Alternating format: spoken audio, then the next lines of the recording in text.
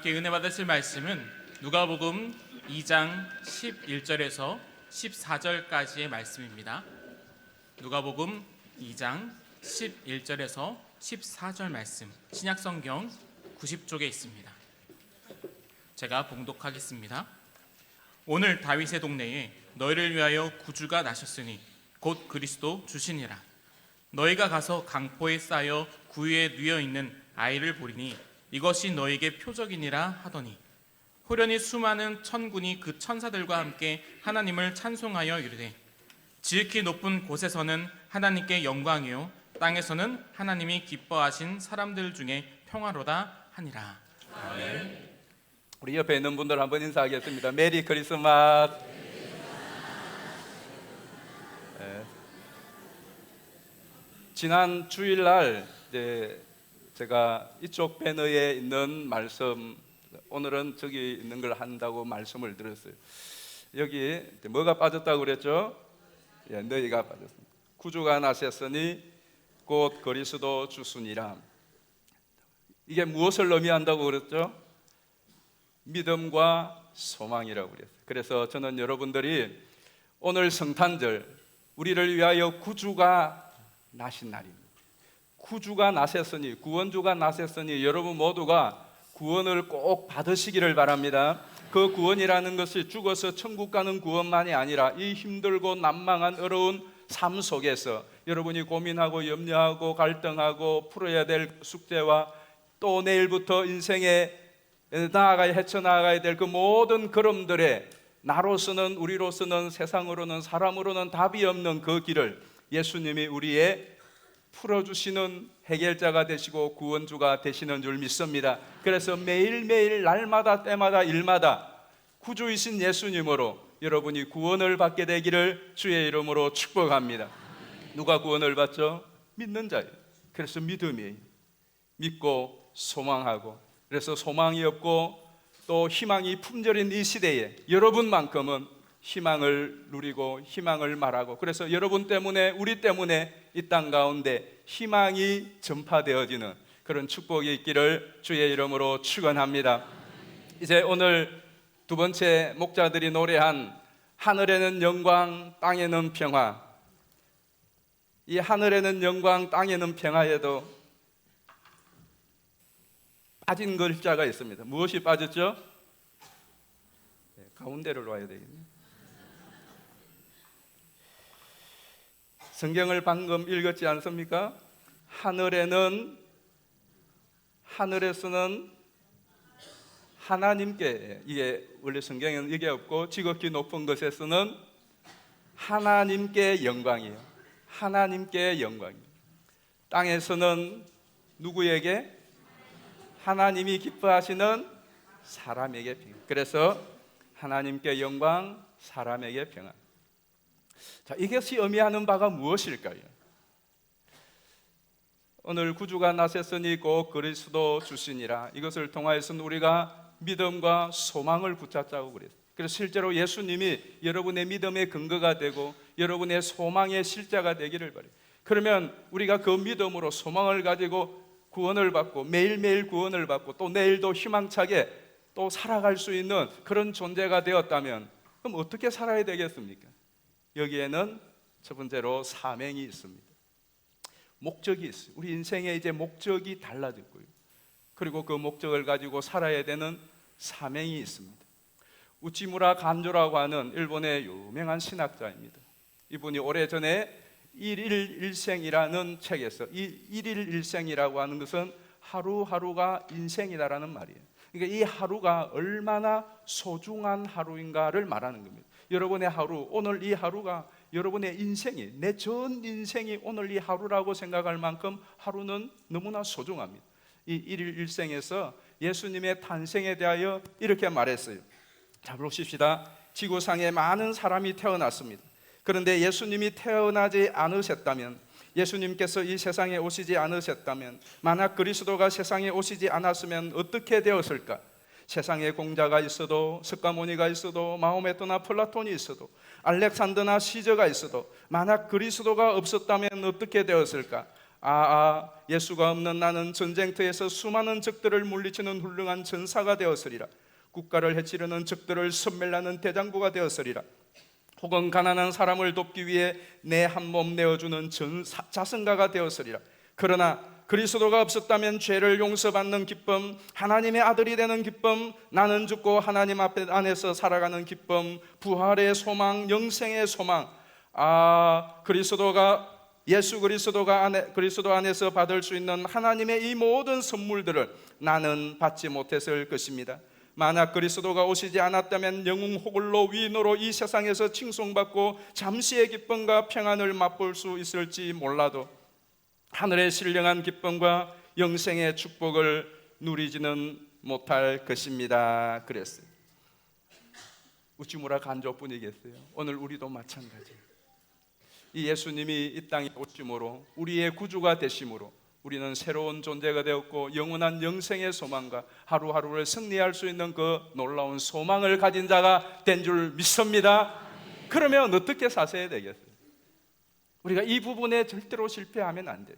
저 부분만 주구장창 외우면서 그래서 내가 구원받았다, 나는 소망이 있다, 예수가 함께 하신다, 그것으로 끝나서는 안 되고 이쪽으로 와야 돼요. 지극히 높은 곳에서는 하나님께 영광이요, 이건 우리의 사명이에요. 사명. 우리 누가복음 2장 14절 같이 한번 읽어보겠습니다. 시작.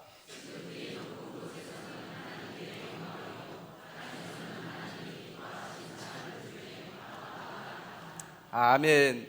하나님께 영광을 돌리는 이 천지 만물들이 많이 있습니다.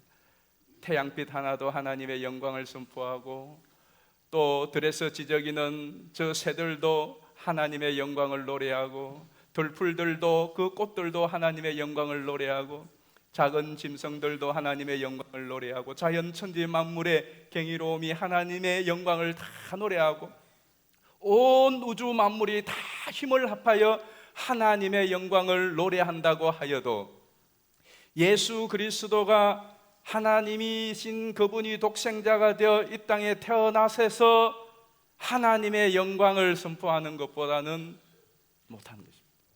하나님의 아들이 예수님이 이 땅에 태어나신 것이 하나님께 영광이요, 그 영광은 이 세상에 온 우주가 온 만물이 힘을 합하여 하나님께 영광을 올리는 영광과 비교할 수 없이 하나님께 영광이 된다는 거예요. 왜냐하면 그 어린 아기 예수에게는 하나님의 놀라운 지혜가 있어요. 어린 아기 예수님에게는 하나님의 놀라운 신비한 능력이 있고 그 어린 아기가 태어난 이 아기 예수에게 하나님의 큰 긍휼과 사랑이 있습니다. 무엇으로 그것이 증명되어졌죠? 이 아기 예수가 하나님이 기뻐하시고 하나님이 택하신, 하나님이 원래 창조하신 저와 여러분을 구원하실 구원자이기 때문에 하나님에게 가장 영화롭고 영광된 것은 천지 만물에 하나님 만드신 자연 만물이 하나님을 찬양하고 하나님을 노래하는 것도 영광스럽지만 하나님의 형상을 닮은 인간이, 저와 여러분이 구속함을 받고 구원함을 받아 하나님을 노래하고 하나님을 경배하고 사람답게 살아갈 때 하나님이 가장 영광을 받으시는 줄 믿습니다. 그래서 아기 예수가 이 땅에 태어났을 때에 하나님께 영광을 미리 본 것이죠. 이 예수를 통하여 저와 여러분이 구원을 받았어 하나님의 사람이 되어 하나님의 자녀가 되어서 하나님께 영광을 올리는 그것이야말로 하나님에게 가장 큰 기쁨이었다는 거예요. 그러면 여러분, 우리는 무엇을 목적하고 살아야 되겠습니까? 여러분이 정말로 인생의 영광스러운 목표로 삼아야 될 것이 무엇입니까? 요거 한 가지 기억합시다. 한번 따라 하십시다. 하나님께 영광을 돌리자. 어떠세요? 여러분이 지금까지 살아온 삶이 하나님께 영광을 좀 돌린 것 같습니까? 고린도전서 6장 19절 말씀 같이 한번 읽어보실까요? 시작. 하나님께로부터 받은 성령의 전인 줄 그래서 너희는 너희 자신의 것이 아니니라. 20절 말씀은 큰 소리로 읽겠습니다. 값으로 산 것이 그런즉 너희 하나님께 영광을 올리라. 아멘. 왜 아멘이 그렇게 출장 가버렸습니까? 너희 몸으로 하나님께 영광을 돌리라. 아멘.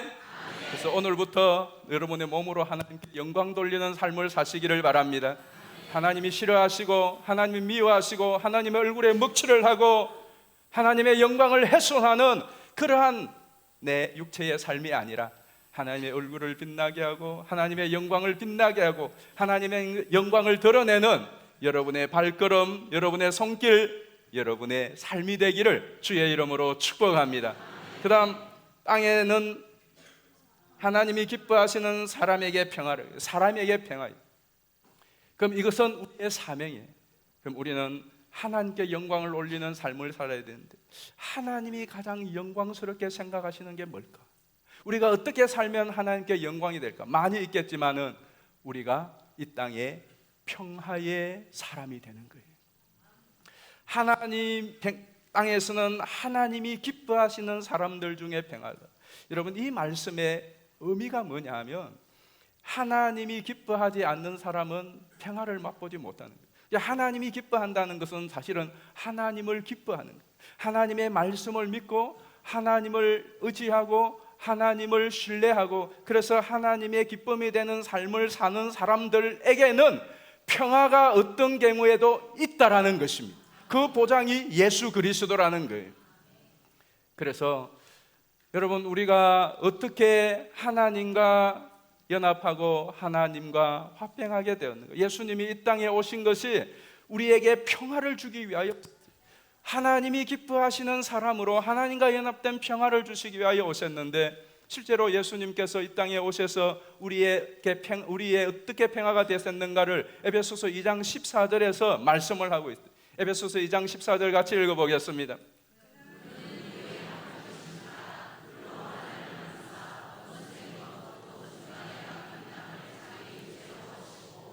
육체로. 그 다음 14절 15절로 보겠습니다. 그는 법조문으로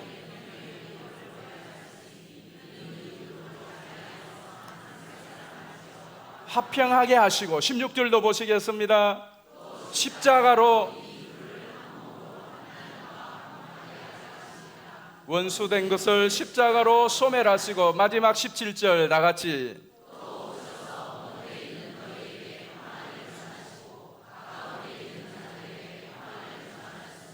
아멘. 육체로 십자가로 하나님과 화목하고 우리가 서로 평화하도록 하셨어요. 이 말씀은 예수 그리스도께 이 땅에 오셔서 육신을 입고 이 땅에 오신 가장 중요한 이유는 죽기 위하여 오신 겁니다. 그 죽음도 그냥 곱상한 죽음이 아니라 십자가에 처참하게 죽는 거예요. 자기의 모든 것을 내어주시고 모든 인격을 내어주시고 그 모든 것을 갈기갈기 다 찢어 흩어서 물이 엑기스가 되어서 다 내어주심으로 하나님과 우리가 평화 화목하고 우리가 서로 화목할 수 있도록 화목 제물이 되시는 거예요. 이렇게 우리가 구원을 받았다면 그러면 우리는 어떻게 하나님은 그렇게 영광을 받으셨어요. 그 다음 우리는 어떻게 살아야 될까요?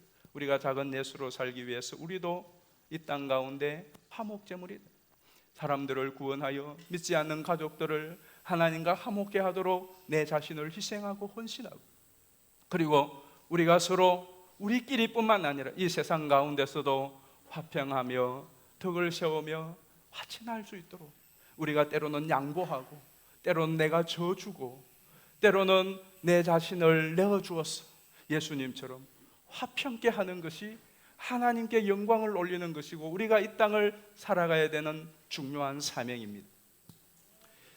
인류 역사상 가장 비극적인 전쟁이 있었다면 세계 1차 대전이죠. 1914년 7월 달에 벌어진 세계 1차 대전.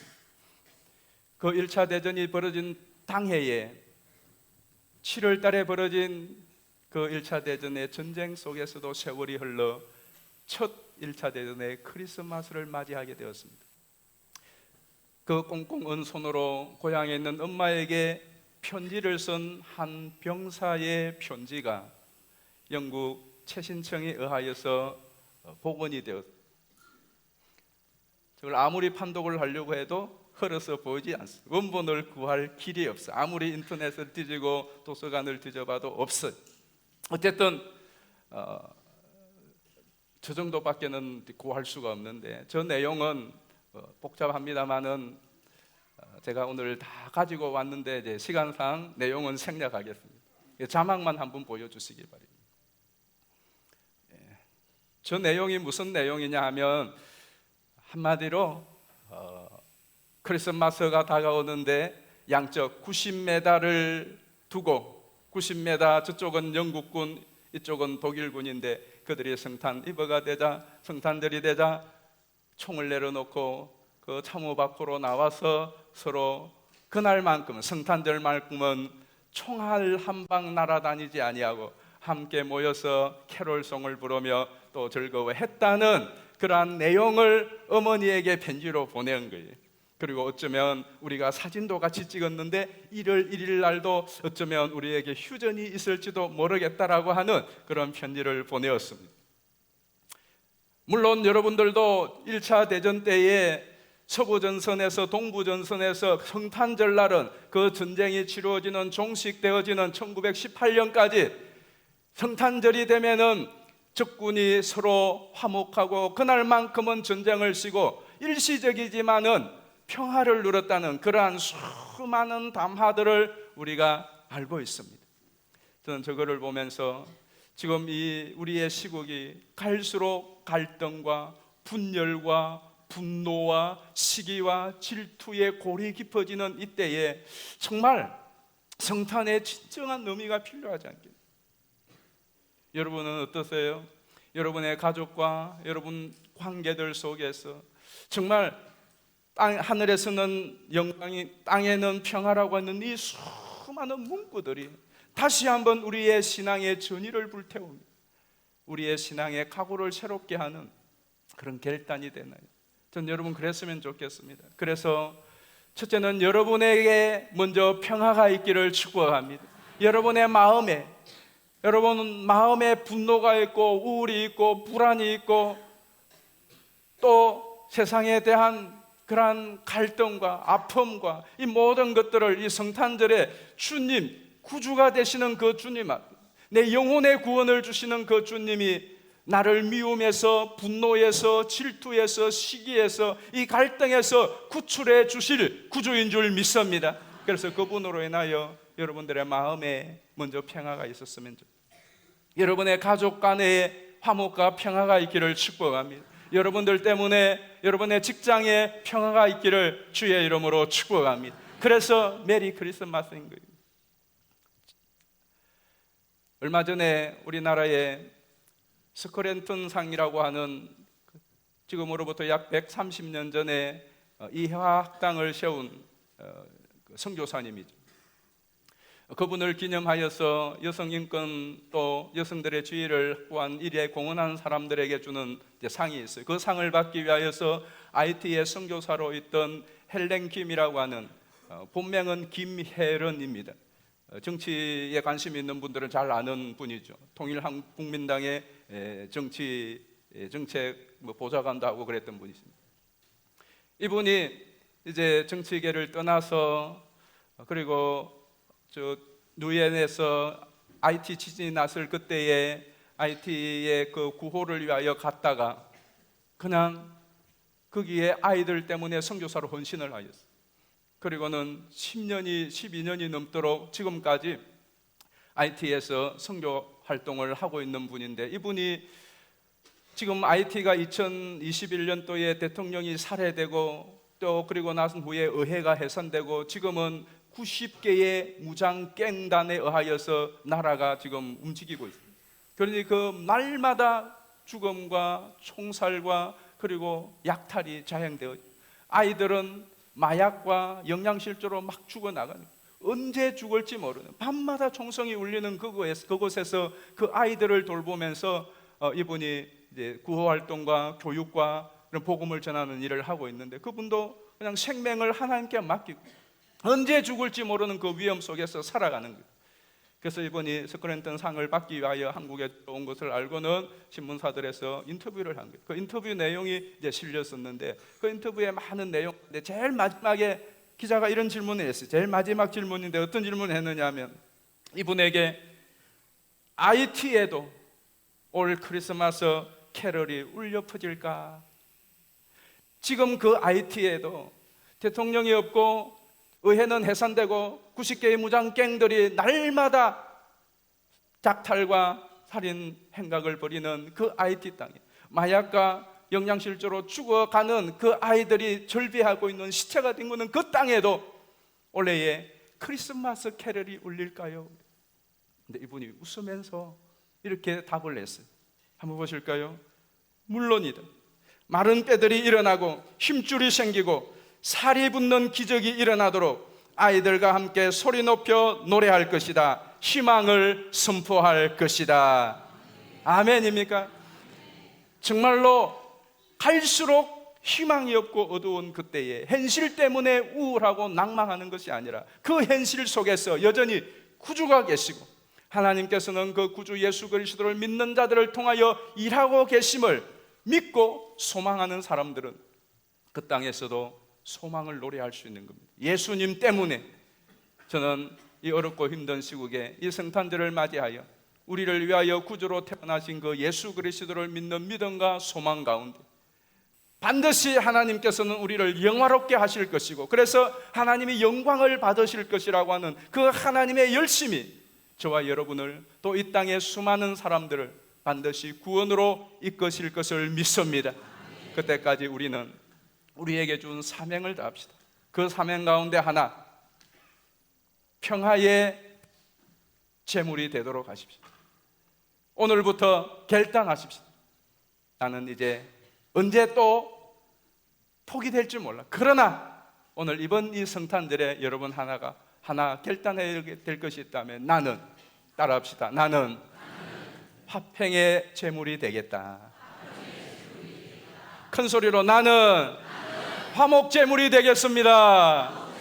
이것이 성탄을 통하여 우리에게 주시는 이 시대를 향한, 여러분의 가정을 향한, 여러분의 이웃을 향한 메시지요, 우리의 축복입니다.